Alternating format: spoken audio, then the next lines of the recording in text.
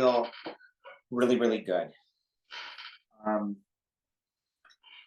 I remember a quote from some yogi that I studied years and years and years ago, where he said, most people just want to feel pleasant in their mind and pleasant in their body. And I would say in 20 years of practice, that's not that far off. There maybe is a few other kind of like layers or dimensions to that, to our well-being, but essentially a pleasant feeling between the ears, that we're somewhat organized there, and a pleasant feeling in the body that it's kind of working for us, and it's doing what it asks, and it's not creating too much distraction for us, I guess you could say. Would be kind of some idealized way of kind of going about life and functioning. So pleasant in the mind, pleasant in the body seems reasonable. um, and when we get symptoms, when we get pain, when we get things that going on, we get sickness or illness or sneezes and the wheezes and those kind of things. It's begins to alter and detour life. It changes our behavior, and so it creates or stirs disturbance, I guess you could say. And so there's kind of a constant quest to overcome some of these anxieties and discontentments towards a kind of an experience of pleasantness, I guess, both in the mind and the body. So I could definitely like align with that. It seems like, yeah, pretty good. Um, the question is, how do we kind of get there? And I would say, I'm going to give you just like a little framework that I've used in my family over the years and this was birthed from my chiropractic philosophy back 20 years ago. So it's been extremely useful and beneficial from a philosophical health standpoint on helping myself and my family to feel pleasant in the mind and body. Not all the time, that's not the intent, but you want to have at least a system or strategies that are going to at least kind of push you towards that direction. And that's what I'll share with you today, what we do. In my chiropractic philosophy, and the reason I'm mentioning the chiropractic philosophy is because it's actually a pretty solid health philosophy. It honors our natural state. It honors our natural biology. It honors that we have the goods within us. We have DNA and we have cellular function that has carried us for thousands and thousands and thousands of years. We're still here as a human species surviving. So we're obviously wired to evolve and manage and live in our environment. So the system is extremely wise. And another big piece from my chiropractic studies is really diving deeper into the body and its functioning. Yeah, the deeper that you go, just the reverence and appreciation you have for this, kind of pseudo machine that is operating on our behalf. Our heart beats and our lungs breathe, and our kidneys filter and our stomach digests, and we secrete acids, and our DNA makes proteins to respond at every nanosecond to our environment. All this stuff is being done behind our conscious will. Like, we don't have to think about it, which is incredible. It's doing about 30 trillion bits of information per second without us even having to spend 1 ounce of a second thinking about it. And so kind of having this little bit of awareness, it's not, you need a ton, you just need to have some general appreciations that this system functions well without you, is pretty darn neat. Now, the one principle that I bring forward it's called primum non nocere, which is kind of a doctor thing, where it's basically the principle of first do no harm. And so I've taken this stance, I guess you could say, in my family, in my own health, that I just do my best to kind of stay out of the way.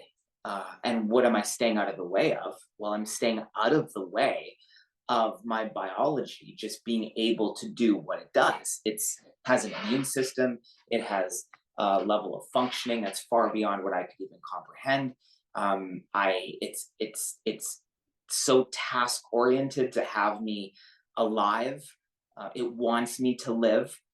It wants me to survive in the environment. And so I place faith and trust in this power, this natural power of a human system to do what it needs to do.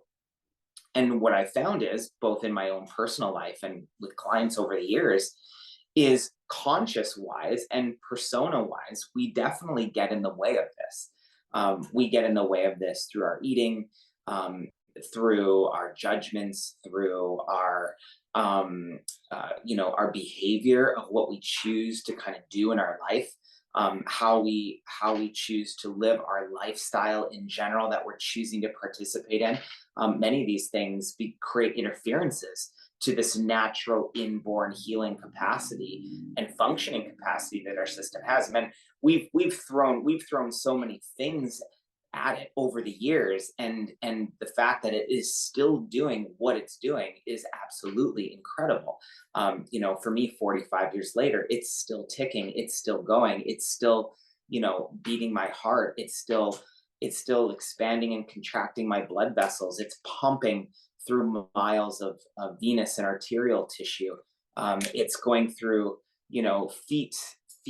feet of digestive system. It's taking in nutrients. It's taking those nutrients in and turning them into me, into life, into my cells, into doing this over and over and over again. So it's a system that is to be awed at. And I think one of the advantages that I've had growing up in the environment that I have, in terms of the chiropractic um, industry and philosophy of natural healing and health, is a great appreciation that the more I can stay out of the way of this miracle of a system, the better off I am. And people will kind of squawk at, and I'm not saying this as a moral thing, or as you should do this, or you should live this way or not that way. But like, we have a bathroom cabinet, not a medicine cabinet. The only thing that we've had in our household for nearly 20 years is Benadryl, in case one of our dogs has an allergic reaction. Other than that, I mean, what you'll see in our house are is like a hot pack. You'll see supplements. You'll see uh, apple cider vinegar.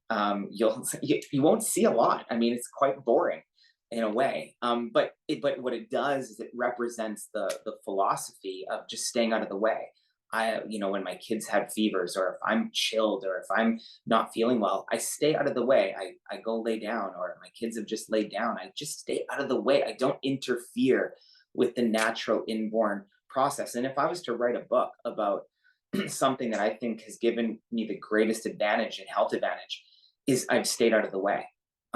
And I've stayed out of the way for the purpose of honoring the body so that it can do what it can do. In 20 years, we've been to the hospital once. And that was because, I had an uncontrolled panic attack. And I felt so helpless in the moment. And I was fearful that I was going to be, leaving my family with through a heart attack.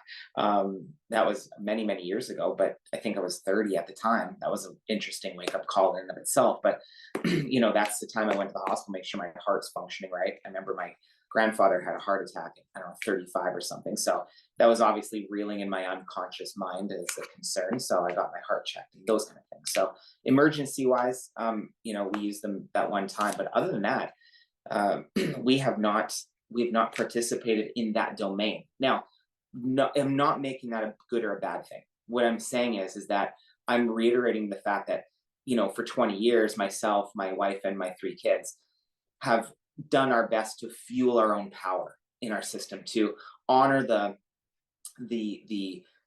idea that this body knows how to function, and has done so, and there's evidence of it doing for thousands and thousands of years. And so my job is just to stay out of the way as much as I can. If I need emergency care, I'm going to seek it. And so that primum nocere, that philosophy of first do no harm, first stay out of the way, let the system do what it does. And that has been a mainstay philosophy for sure. The second thing, though, if you think of like a triangle, How I do evaluate things though, if there are symptoms that arise, if there's things that are going on, how do I evaluate that? Well, I think of a triad and a triangle. On one end, I think of emotions. On one end, I think of chemistry, or chemicals. And on the bottom end, I think of structure. So if you think of structure, emotions, and chemistry, those three triads create kind of what we could call energy or health. What's the chemistry look like? How have I been eating? What chemicals have I been putting into my body? What toxins have I been putting in, or what have we been consuming as a family? Perception wise, what anxieties have been reeling through the house? What judgments have I been having that need to get kind of squashed? So I hold my perception and my emotions to a high standard to make sure that that side of the triad is covered for my overall health, because that influences my tension or release. It influences my immune system. It influences how fast I recover, as well as the family. And then on the bottom end is structure, the structure, the frame of the body, and also the structure, the frame of our life, how things are moving around, and what's the container that we're holding for our family. So not only the physical container, like my spine and my posture, but and my body architecture as a structure, but also, the structure of life. Like, is my life structured in a way that feels good, that feels right, that feels good for my nature?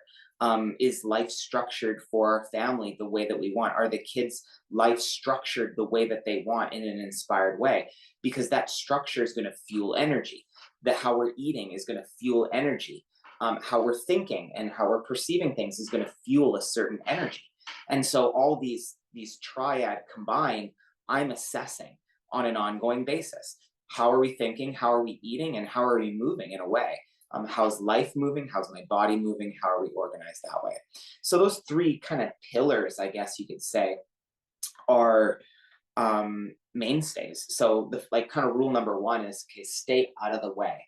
Stay out of the way for the body to do its magic.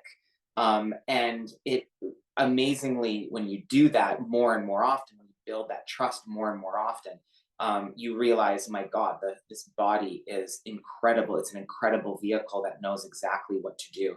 And again, not judging it. I'm just saying this is what's worked for us over the years. And I've had like numerous talks with parents over the years, and it's hard because they're not, you're maybe not trained as in the health disciplines or the health field. And so sometimes you have to kind of turn this authority or turn your empowerment over to health authorities, to help to manage your health, which I can completely empathize with and understand.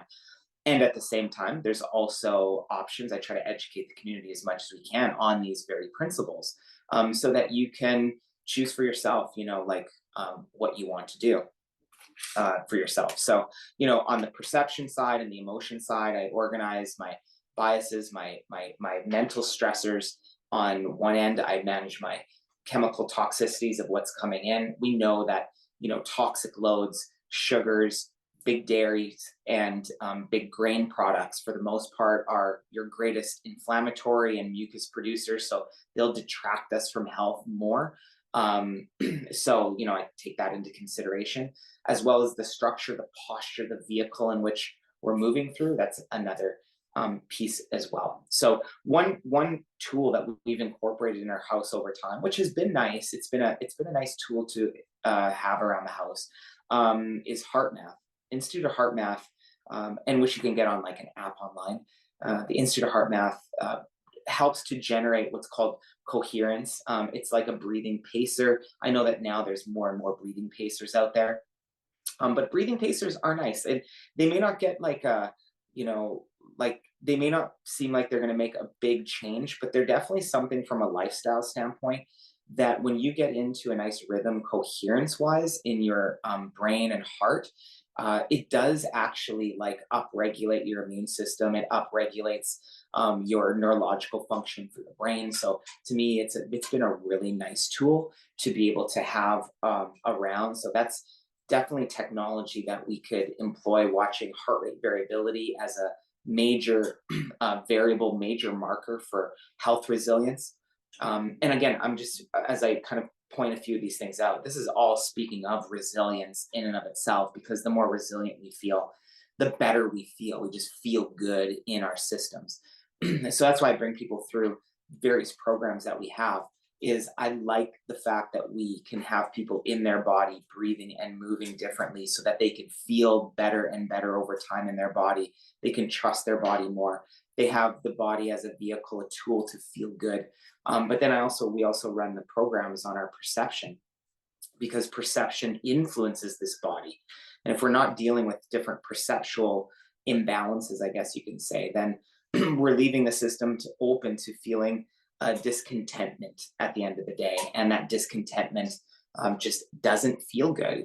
Ease is flow, and we want to feel ease. And when we're working with our mind and perceptions, we can lean towards, with good questions, we can lean towards ease in our system. So primo non nocere is like, first do no harm, stay out of the way. The second thing that I look at in terms of strategy is I look at this triad. And this triad is looking at physical, chemical, and emotional stressors.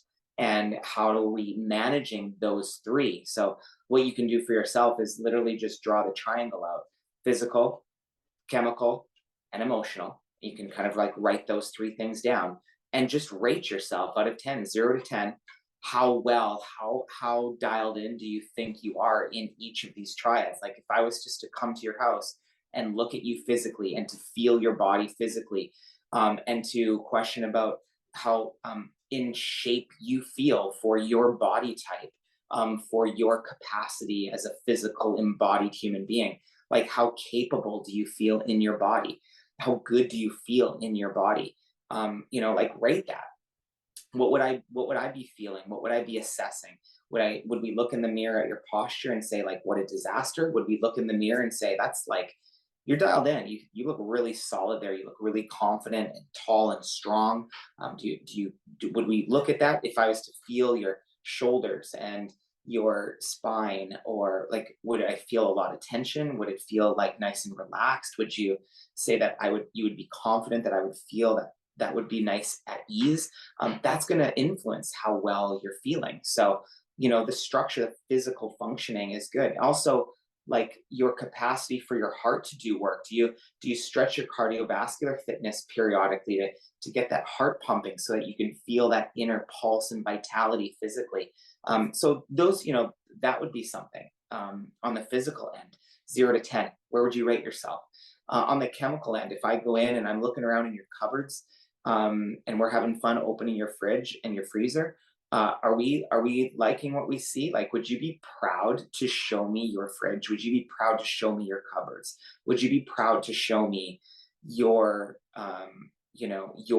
your resources of food choices? Would you be proud of that?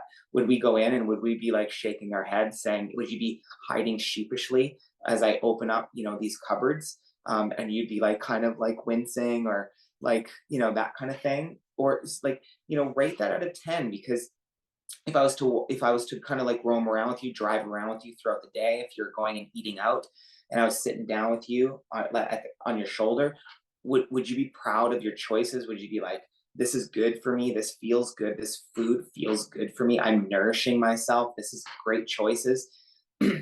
So if you had somebody in my book that I wrote, if you had a camera on you 24 hours a day, how proud would you be of the things that you're doing and how you're behaving? And I think that that's a legit question. Not that you would want someone peering over 24 hours a day, but it kind of like holds you accountable a little bit, just to at least ask yourself the question of, if I was to have a little drone where the public was watching and I was on a Netflix show and they were going through my cupboards, how proud would I be? If I had a Netflix show on myself and they were following me around each day, how proud of my behavior would I be, with physically either my fitness, or my structure, my posture, my tensions? Like, how would that be kind of rolling out for me? And then, perception comes across a lot of like our tone of linguistics, how we communicate with other people, how we talk about people. So if I was to kind of follow you around, or if there was a little camera on you and they were following you to your coffee shops, your dates with your girlfriends or boyfriends, if you were around a spouse or your kids or whatever that is, or if I was maybe had a camera on the inside listening to some self-talk, like what is that? Like how are you doing there? 0 to 10, like are you dialed in? Do you feel like, man, I'm like really cruising there? I would love for people to hear my inner thoughts. I would love for people to hear me speak about how I speak about other people. I would love to be able to articulate how my life is designed the way that I like it to be designed. Like, is that coming out? And so I think like these are legit evaluations, because depending on where there's kind of weak points in the system, there's vulnerabilities to our energy and our biology as to how good we're going to feel. And if you just took those numbers 0 to 10, those three numbers, um, and you looked at them, and, I mean, if they're all 8 plus, I'm imagining that, this particular education series right now for you would be just, can I find like a little thing to refine? But if it's like 5 or 4 or 3, these are clear kind of snags or blocks in the system that interfere with a natural flow and function, and your natural state of well-being, and they can create interferences in this innate ability for your system just to do what it's designed to do. The more you clear away and clear away these various stressors, the more you can get these numbers to maybe like a 7 or 8 out of 10. Your system is going to be functioning in higher and higher capacities, and your resilience is going to grow, which means that your immune system is going to be better. You're going to spring back faster. You're going to sprain an ankle and you're going to spring back faster. And you're going to have a little fall on your butt and you're going to be able to bounce back. And these things all help to build resilience. The worse these numbers are, or the worse your behavior within these domains, your system, your energy starts to break down more, and you create more of an inflammatory response in the system, which then that excess inflammation in the system doesn't allow resiliency, doesn't allow that spring back. It clogs down the system to varying degrees. So, just this triad, I've carried this triad with me for 20 years. No matter who I'm speaking with or talking with, it comes with me because I know it to be true. These chemical, physical, and perceptual influences are the major triads of health and well being. And the better you dial into these things, generally speaking, the better. Now, are there outliers? Are there the 110-year-olds that drink wine and smoke? 100%, but it's almost what feels good with you. I mean, I remember my 94-year-old, 93-year-old aunt who smoked like a chimney and ate brownies all day. Not all day, sorry, every day I was there. She would just have like, desserts, and that's all she would eat. She was like thin like a little rake. She was like 5'2", thin as a rake, smoke like a, talk like this, and she lived till she was 93, 94. No shame though. I mean, maybe she had some inner shame. I don't know, but no shame in terms of her behavior. She'd be drinking, she'd be smoking, she'd be eating brownies, without seemingly an outward sheepishness about it. She'd be more than willing to express that. So, do I think that there's outliers that kind of just have some sort of mental construct of the world that just gives them permission to do what the hell they want to do? There are. But probably the 80% of us,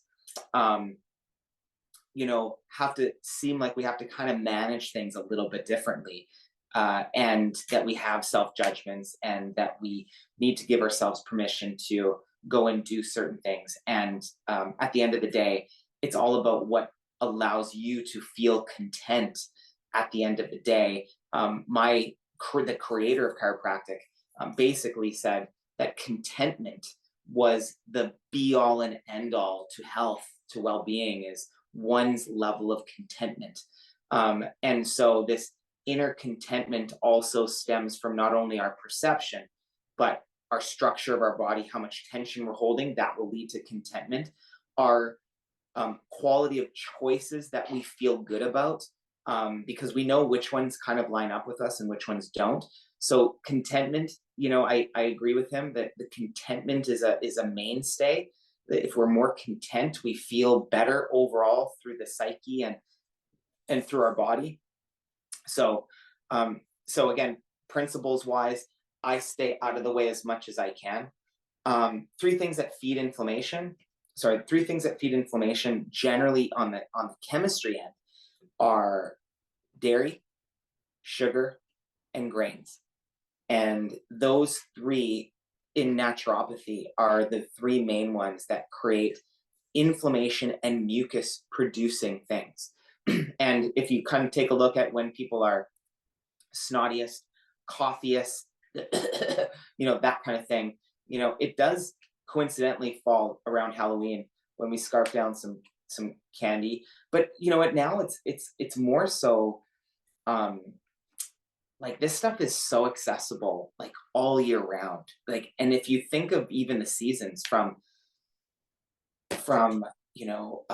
Halloween and Thanksgiving, and then leaning into Christmas, and then Valentine's Day, and so on and so forth.